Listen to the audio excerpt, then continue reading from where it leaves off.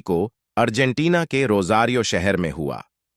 एक सामान्य परिवार में पैदा हुए मेस्सी के जीवन में फुटबॉल का सपना बहुत जल्दी आकार लेने लगा। उनके पिता, जो एक फैक्ट्री में काम करते थे, ने लियोनेल की इस प्रतिभा को पहचान लिया और उन्हें स्थानीय क्लब ग्रैंडोली में दाखिला दिलाया, जहां उनकी मां स्टेडियम के पास गेंदों को उठाने का काम करती थीं।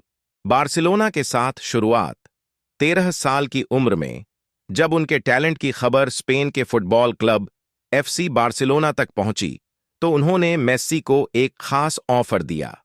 क्लब ने न केवल मेस्सी का इलाज करवाने का जिम्मा उठाया, बल्कि उन्हें अपनी अकादमी ला मासिया में दाखिला भी दिलाया। यह लियोनेल मेस्सी के लिए एक बड़ा मोड़ था।